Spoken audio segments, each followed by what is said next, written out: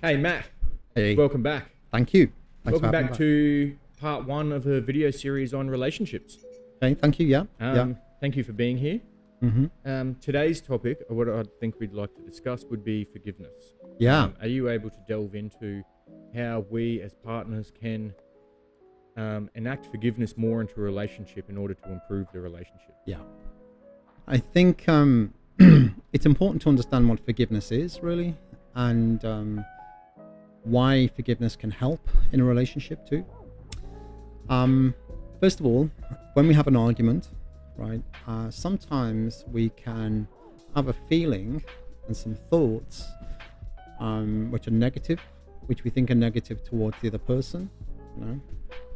And what is often happening is we've got a grudge, right? Say our partner has, done something which has stressed us out or irritated us or whatever, right? Now, our intensity of irritation can sometimes be such that it can be overwhelming. And that's a bit of a clue, because that may be coming from childhood stuff, you know. So let's say, for example, if you have a parent who, I don't know, maybe criticized you or behaved in a particular negative way for some reason, because of their own trauma, right? Then your partner maybe unintentionally just, does the same behavior, right? And you have these intense feelings that have been triggered, right? Well, sometimes it may be your childhood stuff coming up. So that's one thing to think about, right? And your partner is not responsible for your childhood and what type of childhood you had, So it may be that whatever your partner's done, I'm not talking about serious stuff, by the way. Like, I'm not talking about abuse. I'm just talking about everyday stuff, right? If you're being abused, I would say either get couples counseling or leave, right? If it's a consistent thing. Okay, so basically, so we can be having our childhood stuff come up, and we can feel that, right? And we may believe, understandably, that it's these feelings are because of our partner. Okay, that's one thing. Okay, so next, how can we forgive those who? Can I just butt in? Yeah. There? You saying that brought up an incident in a relationship I've had, right? And I would like to voice that to you and see if we're on the same page, just so I'm understanding. I had a partner who sometimes, when stress levels were a bit higher, would get a bit snappy. Yeah. In conversations, and I would get really offended at that. Yeah. And one time I snapped back. Yeah. And we were just snapping at each other, and I was like, I can't, gotta have some space. And she went inside, and I was like, I just need to sit out here for a bit and just cool down and unpack some things. Yeah. She went inside, and I sat out there, and I sat there and I was like, why was I angry at her? And she said, and then the answer it first came up with was, she's being mean and saying nasty stuff to me. And I was like, but why does that make me angry? Yeah. And then I just kept asking why. And it was like, the shallow reasons was because she's making me angry, because she's saying this to me and that hurts my feelings. And then I was like, why does it hurt my feelings? And after 20 minutes of just asking why and why and why, I unpacked that it was those remarks she had would made me feel unworthy, and that unworthiness came from my childhood and my life. Right. From one, people leaving me, so an abandonment issue, so I wasn't worthy to be around. But then two, that every time I came up with ideas or anything, I always got put down. And in your childhood? In my childhood. Yeah. They weren't good enough, I'm a dickhead, I'm dumb, whatever it was. Yeah. And so in this moment, on this day, I realized that I was never actually angry at her, and I wasn't snapping at her. I was snapping at the people previous to in my lifetime. Yeah. From that moment on, when she did snap at me, I wasn't angry and get snappy back. I could just let it flow through me. Sometimes some of the stuff was offensive, and it might hurt me, but a couple of seconds later, I'm like, it's okay. She doesn't mean it. She's going through something herself, probably because of her trauma. Is that what you were talking about? Yeah. Yeah. Spot on. And again, beautiful. I said this last time as well. You have great self-awareness, so you're able to reflect on your thoughts and your feelings, right? That's a real gift, actually, to be able to do that. You know, yeah, and to be able to just process that and think that through, you know, and that's a real gift, actually. Thank you. Yeah, no worries. So okay, so in an argument, I mean, all relationships have arguments, right? Yeah. Okay, but it's about the intensity of the feelings that we have in a particular argument, and if it's excessive, you know, if it's very intense, then it could be that it's coming from childhood, really. Okay, so we can get upset in an argument. So the thing is and remember that the body, when we're upset, the body's full of adrenaline, and that can stay around for anywhere from half an hour to a couple of hours, you know. So it's good if you can go for a walk or whatever, or take some time out. Yeah. And then when you're ready, have a think about forgiveness, especially if you want to be in the relationship and you love your partner, right? So forgiveness is not really about letting someone off the hook, right? A lot of people have this misperception of forgiveness, right? It's about really understanding, as you've just displayed there, understanding why someone is behaving in the way they're behaving, right? So they might have other stuff going on in their life. They might have just had a really tough day at work. Who knows, right? Could be health issues, whatever it is, right? So it's about understanding, and we get that understanding either through asking, or another way to understand is we're all traumatized, really, to some degree. Is imagine your partner as, you know, a little girl or a little boy, and imagine what they've been through in their life, through their childhood, through their teenage years, through their 20s and 30s, and so on and so forth. And if they've had a difficult life, just thinking about that, thinking about their life, and you know, sometimes it's inevitable they're gonna get a bit angry or say things because of the life they've had, really. So forgiveness is really about understanding, really, not letting someone off the hook. I remember watching a documentary years ago about this, and there was a couple parents being interviewed. The son had been murdered, and the journalist was asking, how are you coping with this? You know, and the murderer was in prison, and they said, oh, we've forgiven the murderer. And the journalist was like, what? And yeah, we've forgiven the murderer. It's not what you think. Right? We haven't let him off the hook. We didn't never visit him. We want him to stay in prison for the rest of his life. You know, what he did was heinous, terrible thing. But we understand how he got to do what he did. Really, he had a pretty bad childhood, and you know, his parents were violent, alcoholics, all this stuff, and very traumatic. So he was on this trajectory. You know, he was on drugs by the time he was 10 or whatever, and So sooner or later, someone was going to get hurt. Right? And the reason why, and they said the reason why they sort of forgave him, in other words, had this understanding, was so the murderer isn't in their heads all the time, you know, renting space in their head. You know, they can think about their son, really. So forgiveness can help us feel a little easier about situations, like our parents, for example. If our parents have treated us in a particular way, you know, which was traumatizing, forgiveness is not about it's not about justifying their actions. It's not about letting them off. It's about understanding. You may never talk to your parents ever again, and that's okay, right? But it just helps. Maybe it may help ease that anger that you have towards them. Really, that's what forgiveness is. I'm not religious. I've never read the Bible. When I was a kid, used to watch, you know, biblical movies, you know, with my gran and what have you, when I was a little kid. And I remember one of the movies at the end when Jesus was being crucified, and he said, you know, the crowd are there, and he said, "Forgive them, Father, for they know not what they do." And that's always stuck in my mind, that, it's not letting someone off the hook. It's just understanding why they did what they did. How can you forgive someone if you've never had the chance to talk with It's or to understand their life? Or so I know we're talking about relationships, but Yeah. this just popped into my head. okay. So someone who's like never been in your life, because I'm assuming the way to forgive would be the same whether it's someone in a relationship or someone you don't talk Anybody. to. Anybody. So if you Yeah. can't see what that person's like, you don't know what they're, so they left with her. Okay.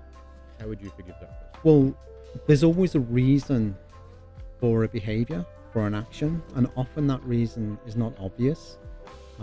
So, there's something which has occurred in that person's life which drives a particular behavior. It could be something which has occurred that day, and they might have had a hard day at work or whatever, or they might be having a tough life at the moment, or something has happened in their earlier life. But either way, something has happened. Something has occurred. So I always go by the rule. There's always a reason for someone's behavior. It may be internal. There may be some sort of biochemistry going on, or whatever, some health issue, whatever it is. So there's always a reason for someone's behavior. So even if we don't know what the reason is, just even saying that there's a reason behind that behavior. I might not know what it is, but there's always a reason for a behavior, and it doesn't necessarily reflect on me. And the other thing is as well, we view the current situation through our past. We understand what the current situation is because we have a memory full of our experiences, right? So I know this is a cup because I've got lots of memories of cups, right?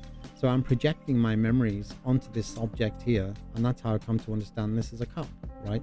And it's the same with when we're with people, right? So we have experiences, in our childhood, our teenage years, our 20s, and so on and so forth. And we store those experiences, good and bad, in our memory. And we tend to, if we have more bad experiences, more trauma, the survival reasons will come up with strategies like don't trust people or whatever it is. And we project those memories unknowingly, unintentionally onto current situations, and we also project our strategies like don't trust someone or whatever. Yeah, be wary, But even if there's no trauma, there's always a reason for someone's behavior. They might be tired or whatever. It doesn't justify their behavior. When we forgive somebody,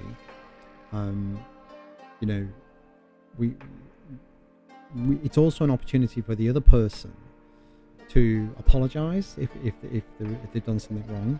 And also, the old expression, actions speak louder than words. So this probably comes before we could actually speak in primitive terms.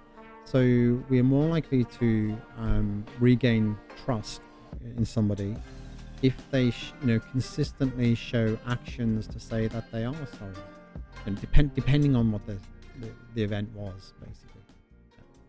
So I was sexually abused as a teenager by my boss. Like I went through a homeless period, got sexually abused, sexually assaulted. How do I forgive that person? Okay. I don't understand anything that led him to it. Okay. Anything I can't. Okay. Tried. Okay. First thing is, forgiveness is really about helping ourselves. It's not so with things like that, for example, like as I was talking about relationships, right? So it's to help. Forgiveness in relationships is important because it helps the relationship, with forgiveness with other things outside of a relationship, it's more to do with ourselves as an individual. So for example, if someone has abused us in some way, they may actually be dead, right? They may not be around anymore, but we still have this anger towards them, right? So I go back to, there's always a reason for a behavior, even if we don't know what that reason is, really. So for example, that person may have, and often it is the case, although it doesn't justify their behavior in any way, right? Often a person who abuses has been abused themselves, as a child. But again, that doesn't justify in any way the behavior towards anybody, in any way at all. The person should be put in prison for the rest of their lives, but the forgiveness is really about for the self. Yeah. And it's again going back to, there's a reason why they did that. It's probably because something really bad happened to them, you know.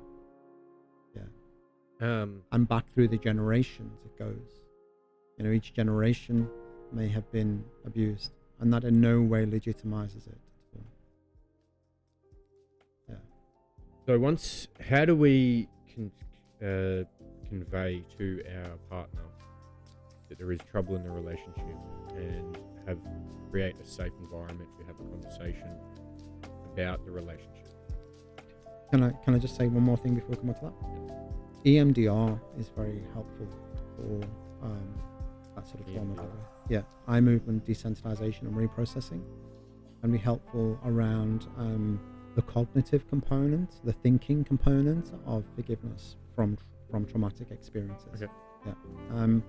Sorry, could you repeat the question again? The question is, if we are in a relationship and we are having those struggles, we're having fighting, we're, you know, the daily life that, yeah,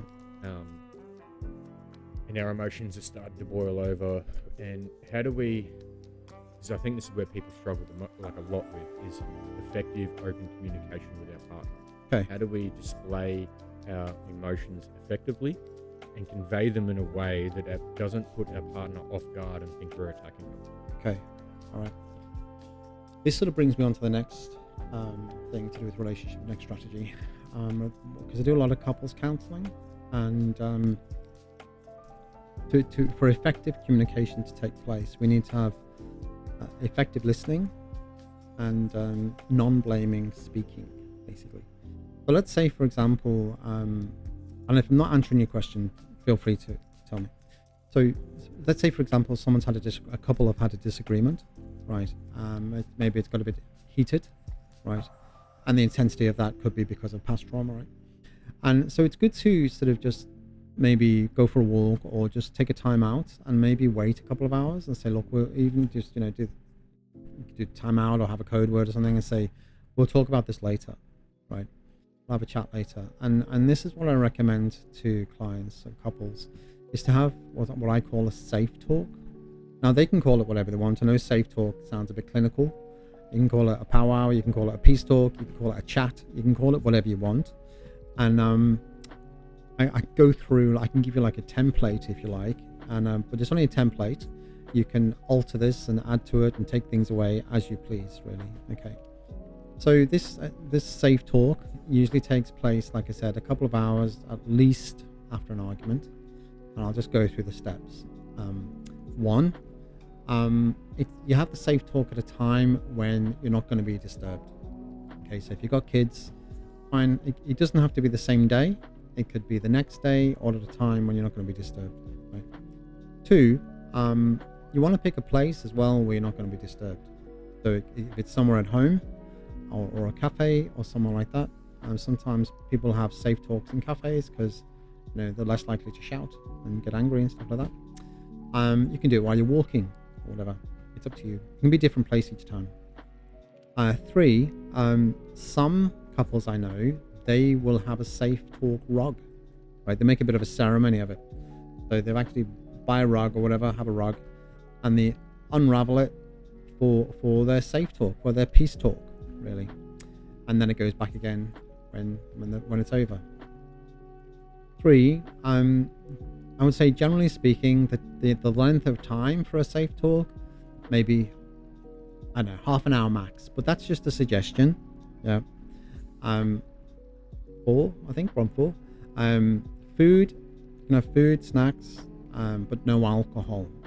So no alcohol, because we might say really nice things when we're having alcohol. I mean, we might have the best of intentions and make nice promises, but they're not authentic because we've got alcohol, right? And one of the purposes of safe talks is to build trust again, right? So we need to be authentic in these safe talks.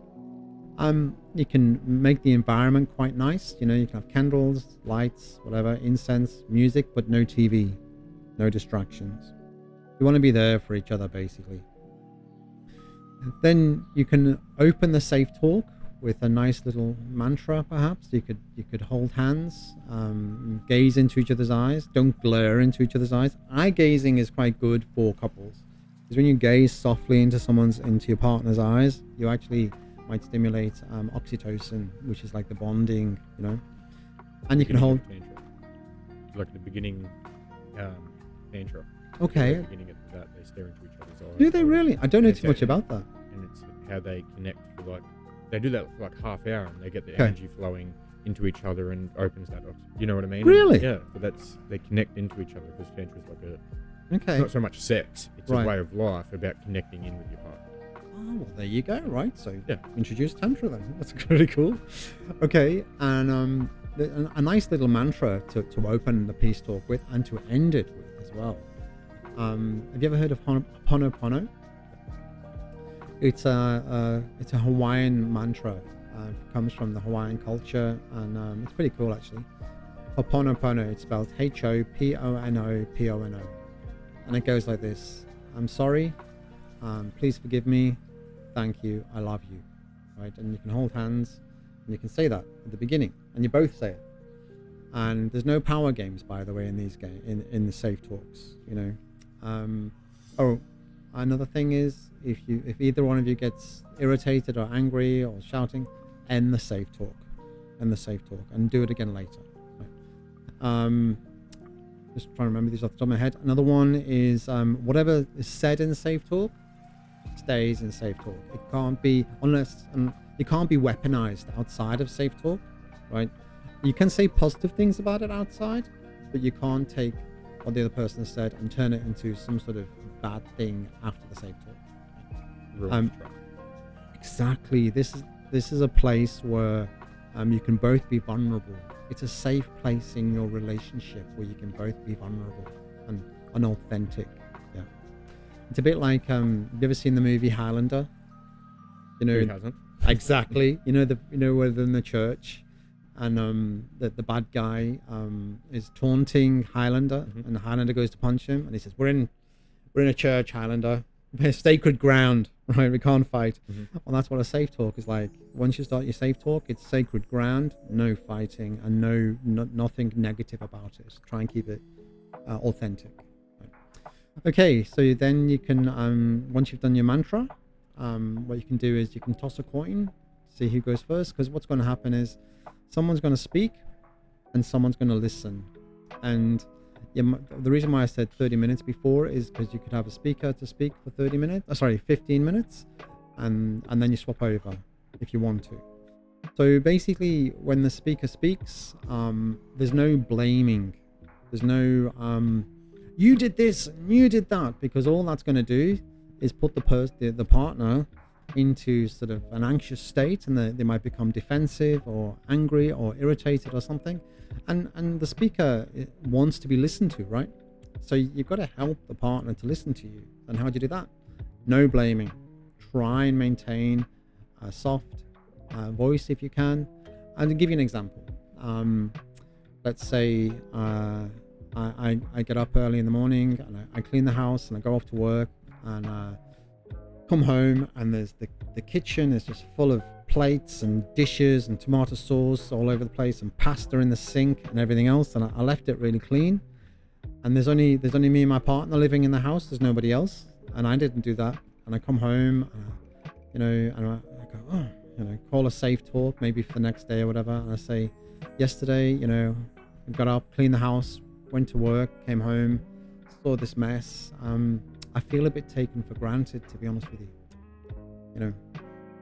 And sometimes we don't always need a solution.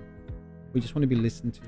I feel a bit taken for granted, in which case, the other part, we can talk a bit more about that. This used to happen in my childhood or whatever. And just feel a bit devalued. And so the other partner can, if it was them, offer an apology, and an authentic apology, and say, even an explanation, but no sort of, power games. I'm sorry, babe. I was tired too. I came home and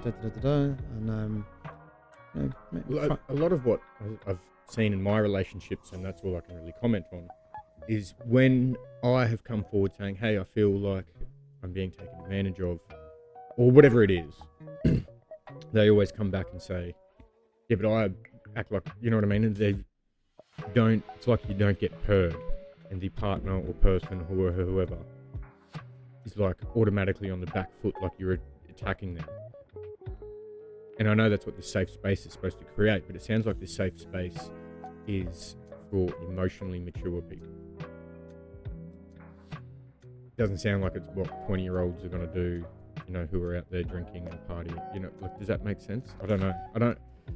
It sounds like you have to be emotionally mature. I'm trying to think, if I did this at 20, would it have worked? Would I have done it? Would I have given it its all? I don't know. I don't know. I'm just throwing That's ideas. good. No, it's a good point. I think, as with anything, really, there's no fix all. Like, there are going to be some people who it's going to suit, and others it won't. And I suppose it's better to try Absolutely. than to let it fucking dwindle away into nothing. So Absolutely. and But you're right. You might start. I'm just throwing ideas. Sorry, Yeah. hijacked.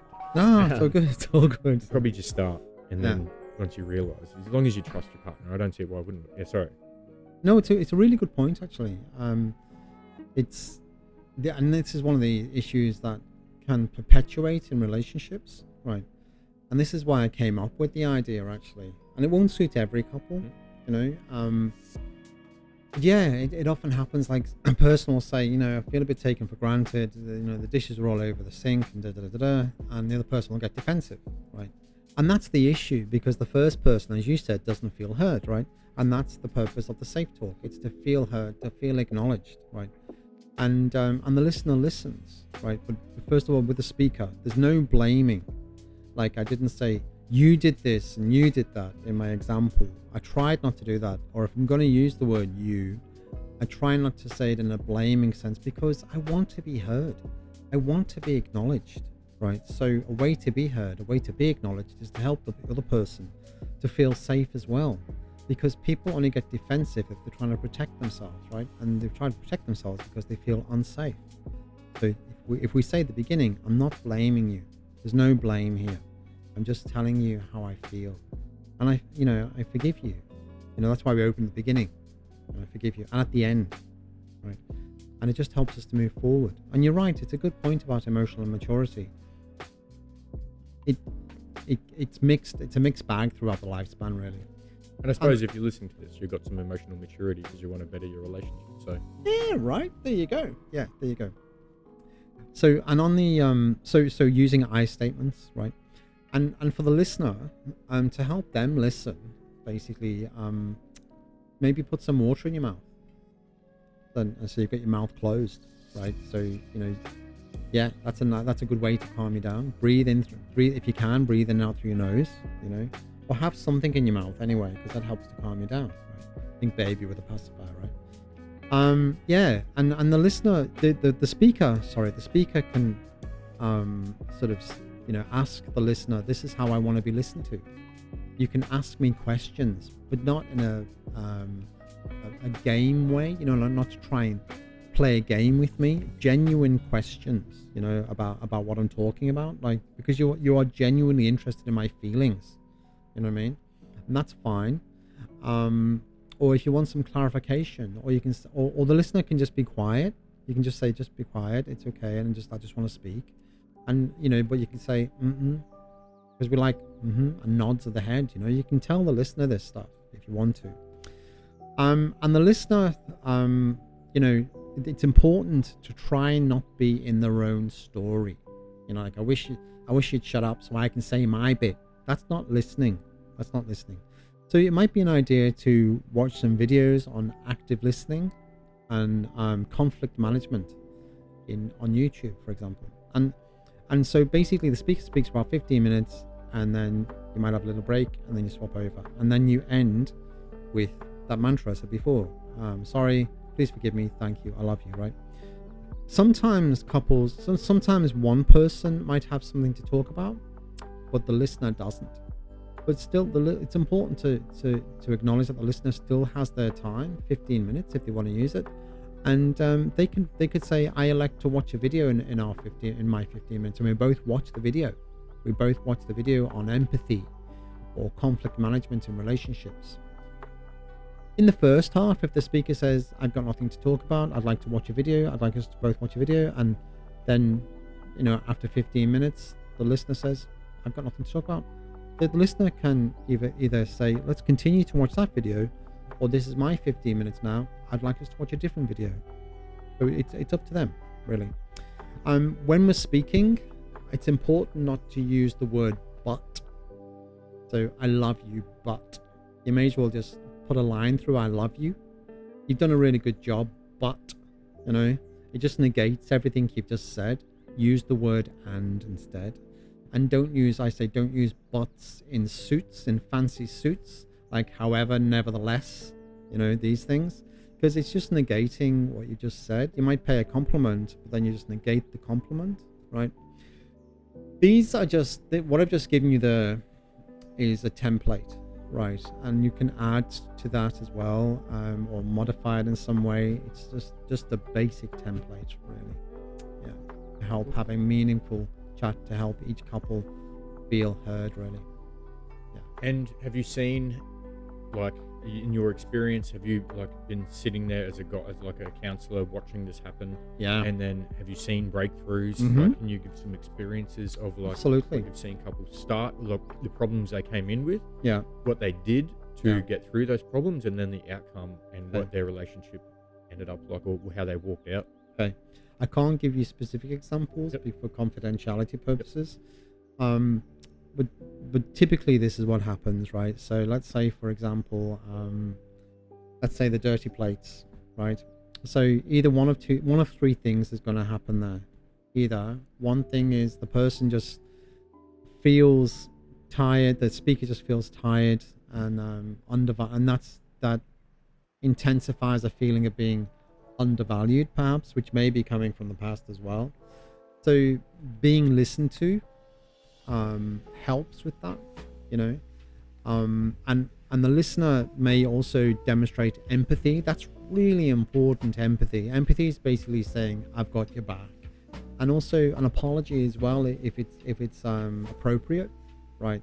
So couples who have empathy in their relationship, they tend to be more successful, right? Also forgiveness too. Forgiveness is the other magic ingredient. Empathy, forgiveness is the other magic ingredient, and that's couples who forgive in a safe talk, or just generally, and the other person doesn't take advantage of that forgiveness.